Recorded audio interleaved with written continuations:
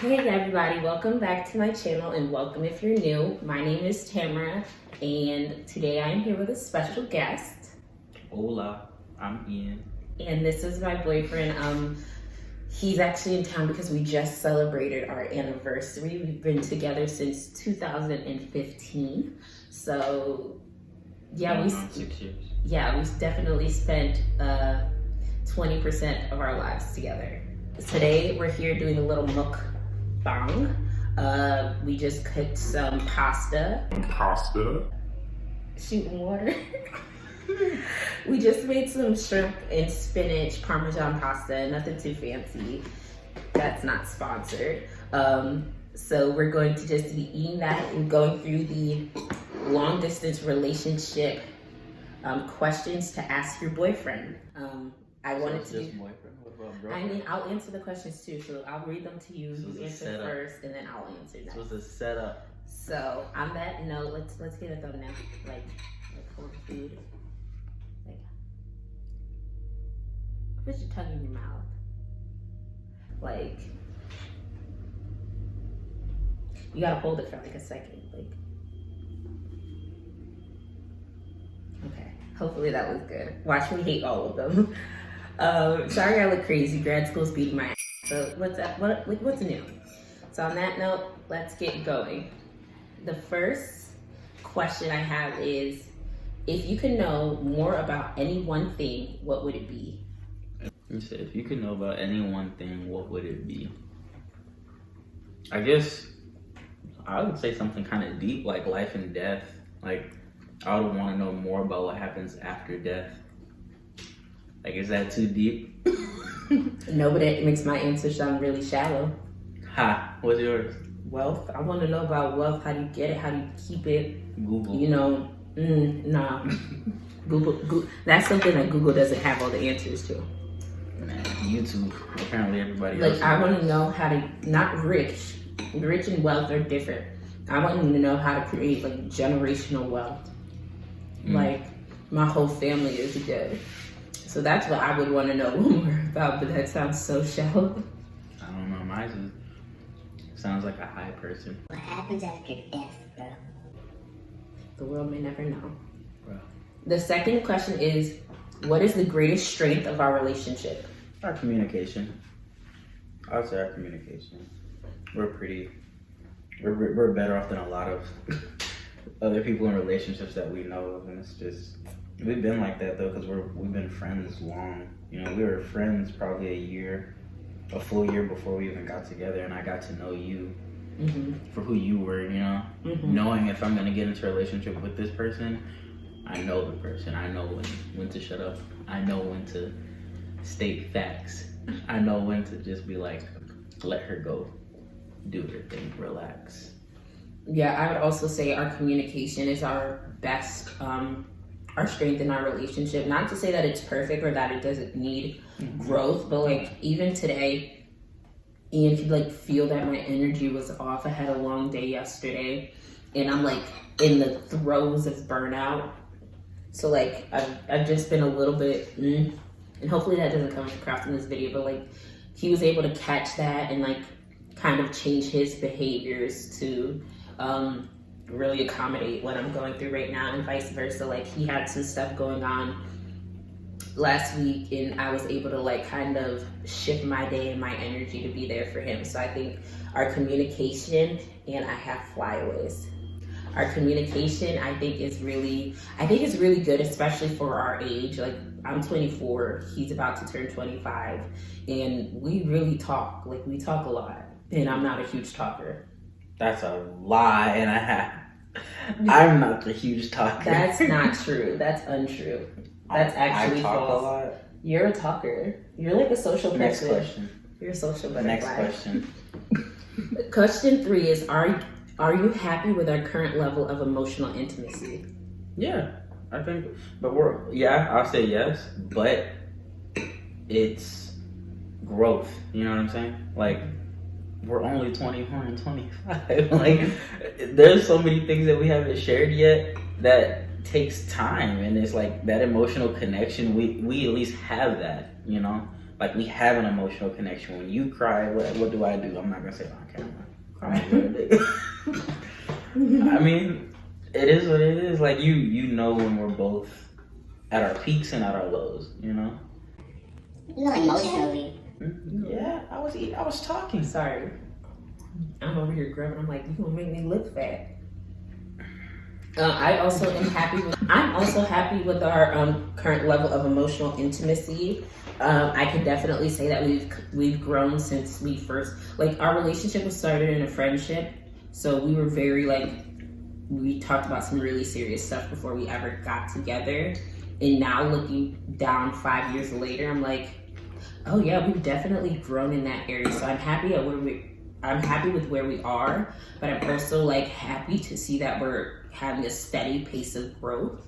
Like, I don't think it's like we started off super hot and like we're cooling off. I actually think like we're growing in a very sustainable way. So nowhere to go but up. Steady growth.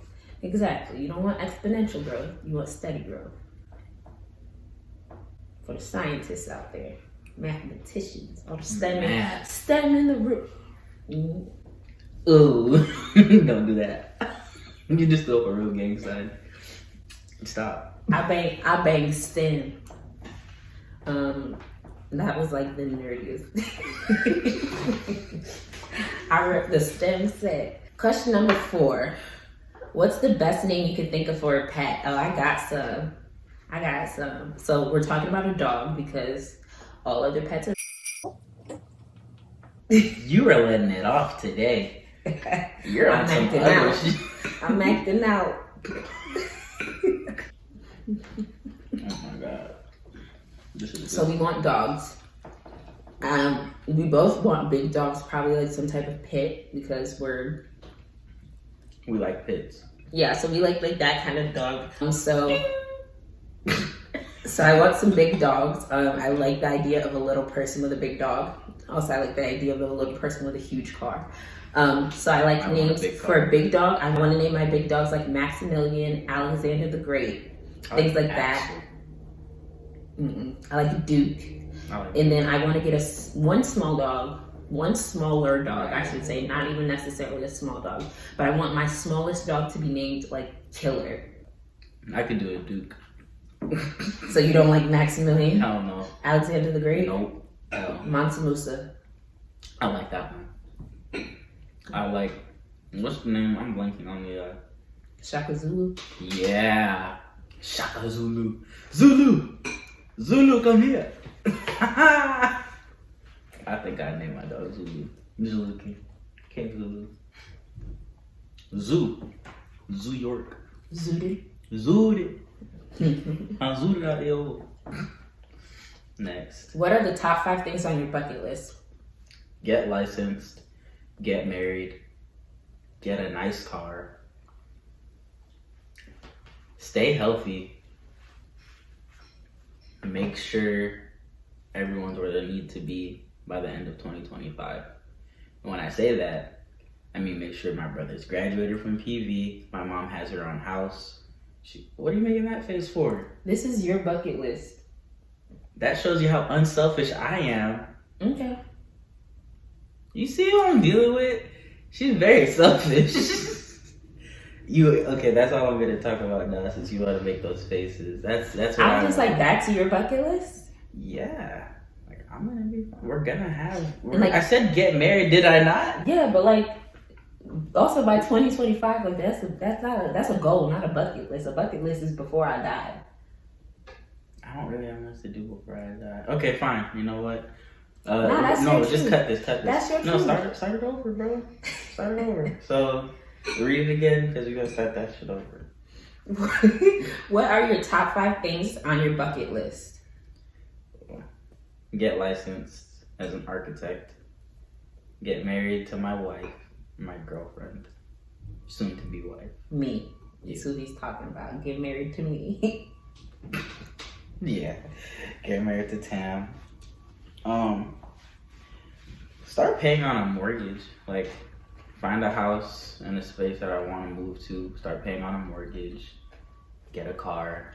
You know, I kind of want a car. Travel. What number am I on? That was 5, yeah. Travel. I want to travel before I have kids. So my bucket list items are shallow again. I want to. I mean, there's one that's not shallow. I want to travel. I want to hit every continent except for Antarctica. Like, miss me with that. I'm not going there. That's too cold. The other ones, and like see some of the wonders of the world. Not all of them, but some of them. And then I also want to skydive out of a plane. I want to build my mom a home in Barbados.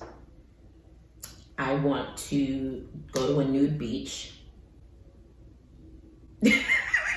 The way you looked at me was like... Nah, yeah, I don't know about that. And then I want to attend a carnival, like a Caribbean carnival. You might as well be butt naked, because that is butt naked. Mind your business. Like, your business is I'm Barbadian, so we do crop over, but I'm also very much open to carnival in Brazil. I don't count that fourth one, so what's your fifth one? What's another fifth? Different fifth. Pick one. I'm trying to think. I guess, okay, go scuba diving to one of the underwater slave museums. I like those, okay. I just want to tell, okay.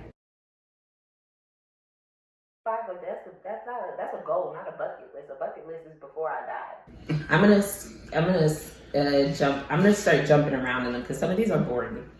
If you had to kill 5 innocent people in order to save my life, would you? That's one of those moral ones. Save 5. Would you? Save 5? No, you have to kill 5 innocent lives to save me. Would you? Are they children? No. What age are we talking? Adults. They live long enough. Be honest. So I want to be a doctor. So off the record, is it murder if you don't get caught? Because I'm just thinking, if I don't get caught, it never happened. Ian will still be here, is what I'm trying to say. I know nothing about this. Exactly, because nothing happened. Tasty water. What is your...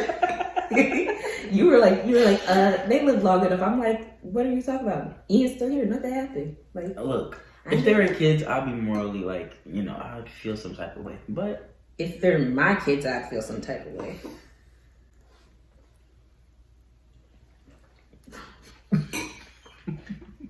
I have nothing to say.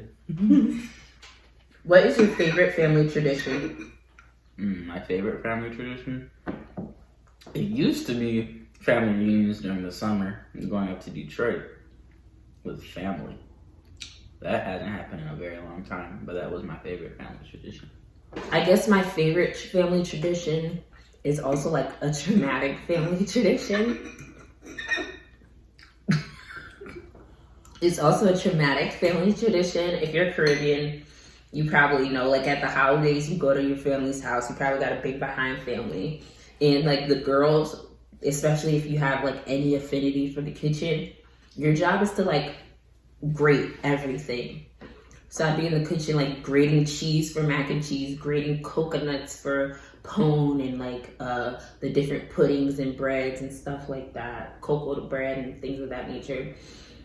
Grating cassava, grating till your fingers fall off. And like when the cheese or whatever you're grating gets to like a nub this big, and you're just like trying to use them. Like, and the thing is, as I got older, I realized like we can buy all of this stuff pre-shredded. So American. Like you can get pre-shredded coconut, you can get pre-shredded cheese. The cheese, I will say it does make a difference. But also, all of my family, all of them have food processors.